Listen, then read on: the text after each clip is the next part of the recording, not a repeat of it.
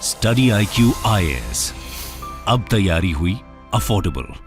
नमस्कार दोस्तों I am sure कि आप दुनिया भर में चल रहे इस समय बैंकिंग क्राइसिस के बारे में देख रहे होंगे। कई सारे वीडियोस मैं डेली बेसिस पर इसको लेकर लाता रहता हूं। कल हमने बात किया था कि किस तरीके से क्या प्रॉब्लम थी क्रेडिट स्विस के अंदर, जिसकी वजह से इसका जो शेयर है वो एकदम नीचे गिर गया। यहां पर अब क्या बड़ी खबर सामने निकल कर आई है कि क्रेडिट स्विस का अगर हम भारत के अंदर प्रेजेंस देखें तो बताया जा रहा है कि 20,000 करोड़ का एसेट्स क्रेडिट स्विस का भारत के अंदर देखने को मिलेगा। तो क्या यह प्रॉब्लम क्रिएट कर सकता है? क्योंकि आपको समझना है कि जब हम बात कर रहे थे सिलिकॉन वैली बैंक की, तो उसका कोई बड़ा इंपैक्ट भारत के ऊपर देखने को नहीं मिल रहा था। ऑल्दो यूएस के अंदर एक अलग चीजें चल रही थी, उसकी वजह से काफी सारा रिपरकशन हुआ, लेकिन भारत के ऊपर उतना इंपैक्ट नहीं देखने को मिल रहा था। लेकिन क्रेडिट स्विस समझना है आपको, ये भारत के अंदर इसका प्रेजेंस है अच्छे मात्रा में। तो क्या यह प्रॉब्लम क्रिएट कर सकता है? ये आप देख सकते हो, Credit Suisse owns over ₹20,000 crore assets in India, should you be worried? तो इसको हम डिटेल से जानेंगे, काफी कुछ जानने को मिलेगा। चलिए आगे बढ़ते हैं, लेकिन उससे पहले एक बहुत ही ज्यादा इंपॉर्टेंट खबर। देखिए दोस्तों, पहली बार ऐसा हो रहा है भारत के अंदर किसी यूपीएससी इंस्टीट्यूट के द्वारा ये जो कोर्स है 2024 का वो लाया गया है। अब 2024 के इस कोर्स में देखिए क्या क्या मिलेगा आपको। इसके अंदर आपको प्रीलिम्स की पूरी तैयारी कराई जाएगी, जो पूरा फाउंडेशन है एक तो प्रीलिम्स और मेंस का वो कराया जाएगा। उसके बाद यहां पर आपको जो मेंस है, अब देखिए यहां पर क्या है कि जितने भी लोग यूपीएससी प्रीलिम्स क्लियर करेंगे 2024 का, अगर आप क्लियर करोगे तो फ्री में आपको स्टडी IQ के कैंपस पर बुलाया जाएगा, यहां पर खाने के लिए, रहने के लिए, और पूरी जो तैयारी है वो जिम्मेदारी स्टडी IQ की होगी। आपको कोई भी एक्स्ट्रा पैसा पे नहीं करना है। यहां पर अगर आप इसको अवेल करना चाहते हैं तो हमारे वेबसाइट ऐप पर जाइए या फिर कमेंट सेक्शन में इसका लिंक दिया है, वहां पर जाकर यूज करिए कोड अंकित लाइव। अभी के लिए शुरुआती दौर पर जो प्राइस रखा गया है बहुत कम है, तो जल्द से जल्द आप इस कोर्स के अंदर एनरोल करा सकते हैं। इसके अंदर मैं आपको बता दूं कि 25 मार्च से ये पूरा फाउंडेशन बैच स्टार्ट हो रहा है। इसके अंदर आपको बुक्स वगैरह से लेकर, मतलब आपको कोई चिंता नहीं करनी है। ये आपने एक बार कोर्स ले लिया और अगर आप 2024 का प्रीलिम्स क्लियर कर देते हैं तो प्रीलिम्स तक तो आपको पूरा मिलेगा ही, लेकिन इसके साथ साथ मेंस का पूरा जो तैयारी है वो हमारे ऊपर है। तो काफी बड़ी अपॉर्चुनिटी है आपके लिए। इसके साथ साथ आपको पता है कि 2025 का जो बैच है वो आप लेना चाहते हो, लॉन्ग टर्म बैच, वो भी ले सकते हैं। EPFO जो कि एक बड़ी वैकेंसी इस बार आई है, कोई भी कोर्स आपको लेना हो स्टडी IQ पर, यूज कोड अंकित लाइव। इसके अलावा अगर आप MCQs अटेम्प्ट करना चाहते हैं तो मेरे इंस्टा पेज पर जा सकते हैं, वहां पर स्टोरीज में जितने भी MCQs हैं उसको आप अटेम्प्ट कर पाएंगे।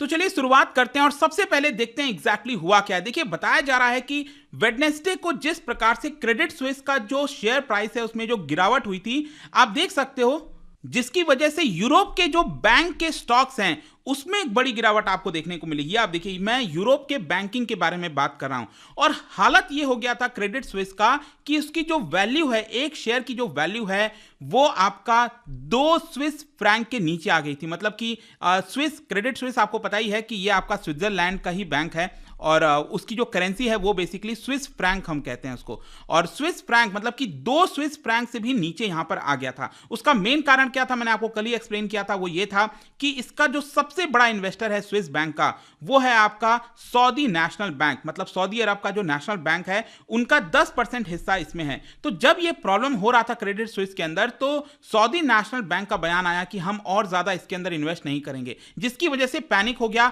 और क्रेडिट स्विस का जो शेयर प्राइस है वो लगातार नीचे चला गया। लेकिन यहां पर जो मैं आपसे डिस्कस कर रहा हूं आज इस वीडियो में, मैं ये डिस्कस कर रहा हूं कि इसका रेलेवेंस भारत के ऊपर क्यों है। यहां पर जो एक्सपर्ट्स हैं उनका मानना है कि given the relevance of Credit Suisse to Indian banking sector, इसकी वजह से भारत के अंदर आपको कुछ परेशानी हो सकती है। और इसकी वजह से कई सारे इन्वेस्टर्स कह रहे हैं कि हम एक्सपेक्ट कर रहे हैं कि जो RBI है वो सही समय पर इंटरवीन करेगा अगर जरूरत पड़ेगी तो। और हो सकता है कि बहुत से लोग अपना जो पैसा है, जो एसेट है, उसको शिफ्ट करना शुरुआत कर दें क्रेडिट स्विस से बाकी के बड़े बैंकों में। अब जहां तक भारत के ऊपर इंपैक्ट की बात है तो लेट मी टेल यू, अगर हम फॉरेन बैंक की बात करें, मतलब भारत के अंदर जितने भी फॉरेन बैंक है उसमें अगर आप देखोगे तो Credit Suisse 12th largest foreign bank है। क्यों? क्योंकि इसका जो एसेट अगर आप देखोगे इट इज अराउंड 20,700 करोड़ के आसपास है। मतलब कि मैं आपको सरल शब्दों में बताऊं कि अगर कल के डेट में क्रेडिट स्विस डूब भी जाता है तो भारत के ऊपर डायरेक्टली ऐसा कोई बड़ा इंपैक्ट नहीं देखने को मिलेगा।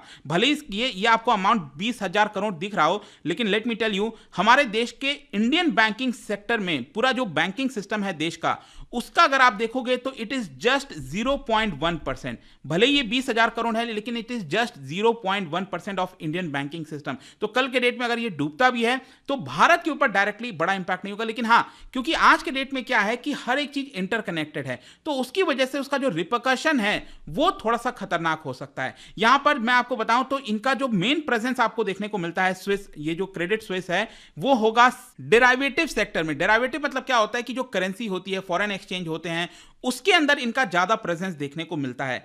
और इन्होंने कई सारे बोरोइंग्स वगैरह कर रखे हैं, गवर्नमेंट सिक्योरिटीज में कुछ निवेश भी कर रखा है, वो सारी चीजें देखने को मिलेगी। जहां तक फॉरेन बैंकों की अगर हम बात करें भारत के अंदर, तो आप देख सकते हो कि फॉरेन बैंक रिलेटिवली अगर आप देखोगे भारत में उनका प्रेजेंस काफी कम है। मतलब कि जितना भी अगर आप टोटल एसेट ले लो इंडियन बैंकिंग सेक्टर में, उसका सिर्फ 6% ही फॉरेन बैंक्स के पास है। अगर हम लोन की बात करें तो जितना भी लोन वगैरह प्रोवाइड किया जाता है बैंकिंग सेक्टर में भारत के अंदर, उसका 4% ही लोन जो है ये फॉरेन बैंक्स देते हैं। और टोटल जितना भी डिपॉजिट्स है बैंकों में, उसका 5% डिपॉजिट ये आपको फॉरेन बैंकों में देखने को मिलेगा। मतलब कि ये बैंक ज्यादातर आपको derivative market, forex market, interest rate market, वहीं पर देखने को मिलते हैं जहां पर उनका 50% शेयर है। और आप में से कई लोग अगर सोच रहे हो कि कौन सा फॉरेन बैंक सबसे बड़ा है भारत के अंदर, तो let me tell you, HSBC ये भारत के अंदर लार्जेस्ट फॉरेन बैंक है, क्योंकि इसका जो एसेट वर्थ है it is around 2.4 lakh crore. और उसके बाद आता है स्टैंडर्ड चार्टर्ड और फिर बाकी के बैंक्स आपको देखने को मिलेंगे। और इसका एसेट मैंने आपको पहले बता दिया, it is not very big, it is just 20,000 crore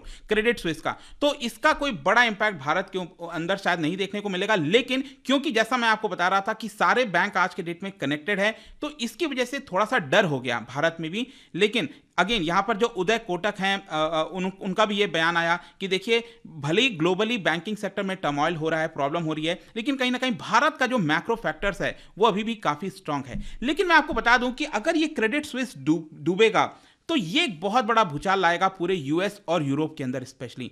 लेकिन उसी को बचाने के लिए आप देख सकते हो वहां की जो सेंट्रल बैंक है, मतलब कि जैसे भारत के अंदर बैंक है आरबीआई, वैसे ही वहां की जो सेंट्रल बैंक है स्विस नेशनल बैंक, स्विट्जरलैंड की central bank Swiss National bank, उन्होंने फाइनली डिसाइड किया कि हम यहां पर स्विस क्रेडिट स्विस को रेस्क्यू करेंगे, बचाएंगे, उनको करीब $54 बिलियन का लाइफलाइन देंगे। यहां पर क्रेडिट स्विस का कल ही बयान आया है कि हमने यहां पर अपना बोरोइंग का जो ऑप्शन है वो चुना है और स्विस नेशनल बैंक से मदद मांगी है। और स्विस नेशनल बैंक ने यहां पर कहा है कि हम आपको $54 बिलियन दे देंगे। अब देखो ये जरूरी क्यों है, क्योंकि क्या होता है ना कि क्रेडिट स्विस के पास पैसा बचा नहीं था, और जो भी लोग जो इनके डिपॉजिटर्स हैं अगर वो पैसा लेने आते तो ये कहां से प्रोवाइड करते हैं। तो इसी की वजह से सफिशिएंट यहां पर उनके पास लिक्विडिटी हो, इसी को देखते हुए यहां पर जो स्विस नेशनल बैंक है उन्होंने इनको पैसा देने का निर्णय लिया। और साथ ही साथ एक तरह का सिग्नल भी है, मतलब कि स्विट्जरलैंड भी तो चाहेगा ना कि ये बैंक डूबे ना, क्योंकि अगर वो डूबता तो बड़ा एक प्रॉब्लम क्रिएट कर सकता था। मार्केट प्लेयर्स हो गए, बैंक के जो क्लाइंट्स हो गए, उनको एक प्रकार से रीअश्योरेंस करने की कोशिश की जा रही है।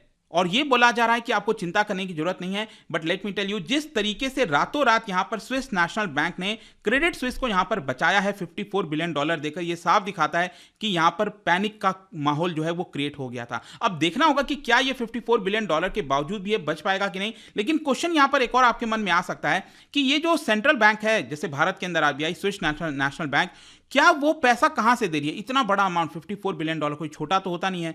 तो क्या वो प्रिंट कर रही है पैसा? जी हां, लेट मी टेल यू कि स्विस नेशनल बैंक ये जो पैसा देगी लोन के तौर पर क्रेडिट स्विस को, ये बेसिकली प्रिंट करके दिया जाएगा। और आपको पता होगा अगर आपने इकोनॉमिक्स पढ़ा है कि अगर जब भी पैसे की प्रिंटिंग होती है, सप्लाई बढ़ती है और इसकी वजह से इन्फ्लेशन का खतरा होता है, आपकी जो करेंसी है वो डेप्रिशिएट हो सकती है, तो एक बहुत बड़ा आगे चलकर प्रॉब्लम ये क्रिएट कर सकता है।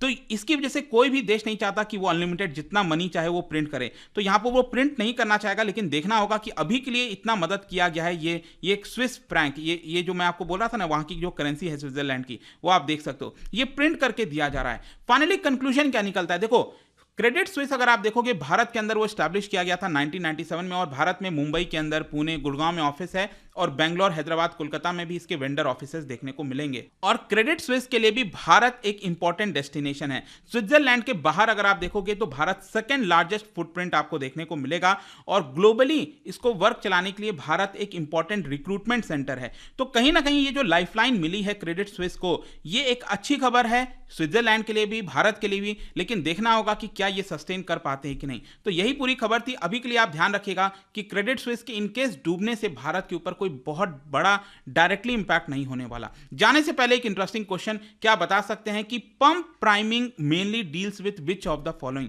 पंप प्राइमिंग ये जो आपका कॉन्सेप्ट है वो किस चीज से डील करता है? इसका राइट आंसर आप सबको पता है, मेरे इंस्टाग्राम पर तो मिलेगा ही।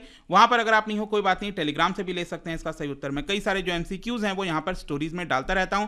बाकी अगर आपको पीडीएफ चाहिए तो टेलीग्राम पर आइए, अलग अलग सोशल मीडिया पर आप जुड़ पाओगे। और जैसा मैंने बताया था, यूपीएससी की अगर आप तैयारी करो, स्पेशली ये जो 2024 का बैच है दोस्तों, जिसमें प्रीलिम से लेकर इंटरव्यू तक की पूरी तैयारी की जिम्मेदारी स्टडी आईक्यू पर है। और ध्यान रखिएगा, अगर आप प्रीलिम्स क्लियर करते हैं तो मेंस का जो पूरा खर्चा है, रहने का, खाने का, तैयारी का, वो सब कुछ स्टडी आईक्यू उठाने वाला है। तो एक बड़ी अपॉर्चुनिटी है आपके पास। ये पहला बैच है और शुरुआती दौर पर प्राइस बहुत कम रखा गया है, जस्ट 28,000।